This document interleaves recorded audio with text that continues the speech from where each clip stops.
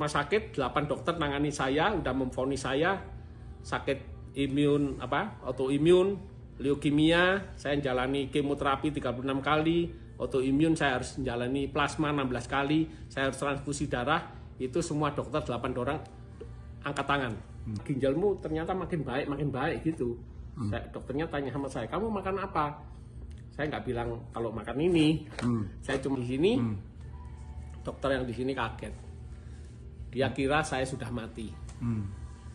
Waktu saya datang ke sana dia, ini benar Gideon, ini benar Gideon. Iya benar dok, ini saya Gideon. Sorry ya, tak kira kamu sudah mati dulu itu. Nah ternyata saya makin sehat. Akhirnya dokter, oke, saya cek darahmu. Cek semua, darah semua dicek. Langsung dokter tuh bilang, kamu stop cuci darah.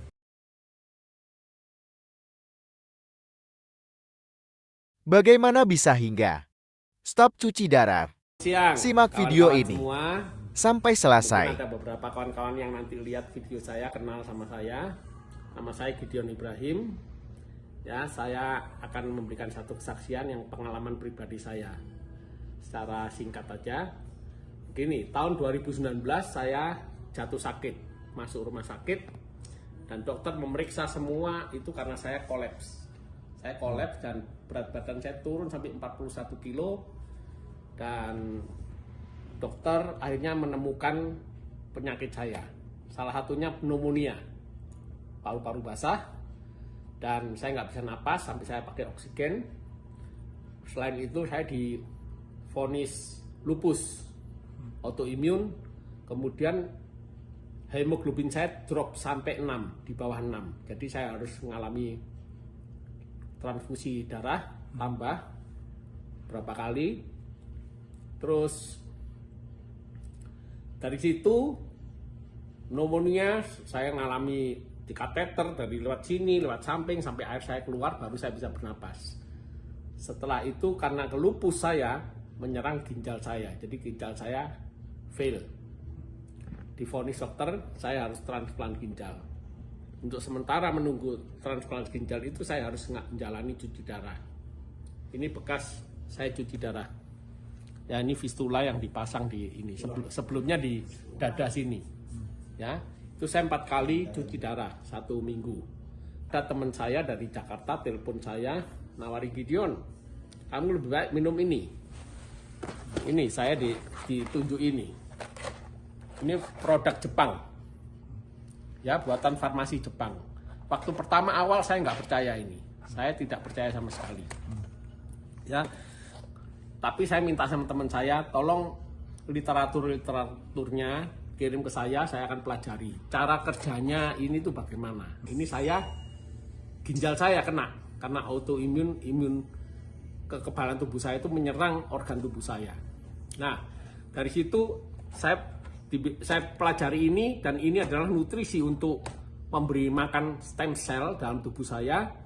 Baru saya mulai coba, saya berani coba, saya beli langsung banyak, saya coba selama 3 bulan 4 bulan memang nggak ada reaksi sama sekali. Dosisnya padahal saya double. Ya, saya dulu nggak bisa kencing, nggak bisa pup, tidur nggak enak, badan semua gatal semua, rusak, kulit ini rusak. Setelah saya minum ini, karena saya udah terlanjur beli banyak, selama 3-4 bulan nggak ada reaksi apa-apa, cuman ada perbaikan. Saya bisa mulai kencing, bisa mulai pup, tidur saya mulai enak. Nah, tubuh saya mulai enak. Setelah berapa lama? Setelah 3-4 bulan. Oke. Jadi ini memang kelihatannya pelan kerjanya, karena ini bukan obat ya, ini makanan. Ini makanan sehat. Jadi nggak ada side effect-nya sama sekali. Jadi saya berani minum ini, nggak rusak ginjal. Setelah 3-4 bulan saya baru mulai kencing, saya tidur enak, pup enak. Akhirnya saya teruskan sampai 5 bulan, 6 bulan, 7 bulan. Dari hasil tes darah saya itu kan ada kadar racun dalam tubuh ini kan, kreatin namanya, kreatin sama mineral urium, itu masih tinggi. Jadi waktu setelah 7 bulan minum ini, itu dari kreatin saya 14 itu baru turun cuma 12, sedikit 12 ya. Jadi fungsi ginjal saya masih sekitar 5%. Awalnya 3% naik aja sedikit. Tapi saya nggak putus asa karena badan saya merasa sehat. Warna kulit saya jadi cerah, merah gitu. Terus gatal-gatal ini mulai hilang. Saya terusin minum ini karena merasa sehat, terus minum. Akhirnya dari bulan ke bulan itu turun pelan-pelan tuh kreatin. Turun pelan-pelan. Karena itu turun pelan-pelan, makanya saya berani ngomong sama dokter. Dok, saya kan 4 kali cuci darah seminggu. Saya minta dikurangi. Nah, awalnya dokter nggak mau, tapi karena saya maksa, dokter kasih saya 3 kali seminggu. Jadi cuci darah 3 kali seminggu, turun lagi. Kreatin saya mulai turun. Akhirnya setelah setahun lebih, saya minta 2 kali cuci darah. Nah, dokternya sebetulnya agak marah, tapi dia bilang, ya karena ginjalmu ternyata makin baik gitu. Dokternya tanya sama saya, kamu makan apa? Saya nggak bilang kalau makan ini, saya cuma bilang saya ngikuti aturan rumah sakit. Aturan dietnya ketat saya ikuti, yaitu nggak makan garam, nggak makan gula. Udah, pokoknya saya makan sayur, hijau-hijau itu banyak. Nah, dari situ kemudian saya dikurangi jadi 2 kali, setelah setahun setengah lebih itu. 2 kali cuci darah, dokter sendiri heran. Ya saya nggak cerita tentang ini sama dokter, tapi saya terus minum ini. Sampai satu saat, hampir 2 tahun, saya tetap ngotot, dok aku minta 1 kali cuci darah. Nah, dokter pertama tidak mengizinkan, tapi dia bilang, oke, saya coba selama 1 bulan. Kalau 1 bulan ini kamu 1 kali nggak ada perubahan, tetap stabil ya sekali seterusnya. Tapi kalau naik kamu harus cuci darah 2 kali, bahkan 3 kali, bahkan 4 kali. Ini yang terjadi ke banyak orang. Kalau orang udah cuci darah sekali, makin parah bisa 2 kali, bisa 3 kali. Tapi saya terbalik, dari 4 kali bisa 3 kali, bisa 2 kali, bisa 1 kali. Nah waktu kedua kali, waktu tinggal 2 kali seminggu itu, saya minta sekali.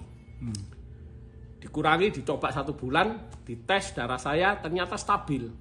Walaupun belum turun drastis, tapi stabil. Udah mulai 3, kreatin saya jadi 3. 3,2, 3,1, 2,9. Terus naik turun itu selama kira-kira 2-3 bulan. Normalnya berapa keratin? Normal itu kalau sudah seumur saya, itu di bawah 2.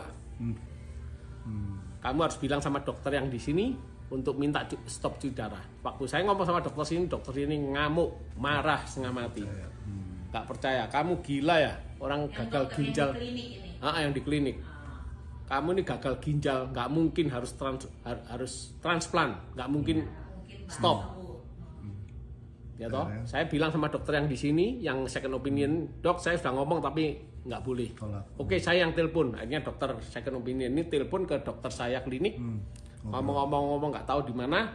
1 hari pas saya, iya yang dokter ini nggak tahu ngomong apa, pokoknya saya tetap jalani rutin 1 kali seminggu itu.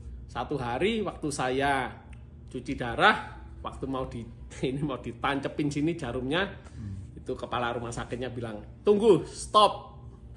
Nah ini saya kaget, saya pikir stop itu mau di reschedule harinya, diganti hari Sabtu atau diganti hari Minggu depannya Selasa. Atau mungkin yang dokter itu sudah kirim hasilnya.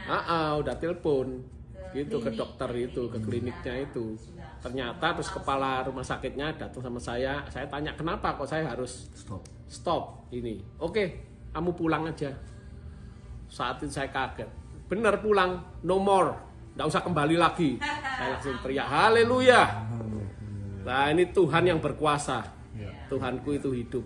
Dari doa, dari usaha, dari kita mentaati peraturan, disiplin, akhirnya Tuhan bekerja. Mulai saat itu saya stop, sampai sekarang udah 1 tahun lebih. Bulan Mei, tanggal 5 Mei itu pas hari ulang tahun saya. Tahun 2021, stop cuci darah total sampai sekarang. Saya hanya Tuhan kasih hidup baru, nyawa sambungan. Terima kasih, itu kesaksian saya. Ini bukti semua. Thank you. Makasih.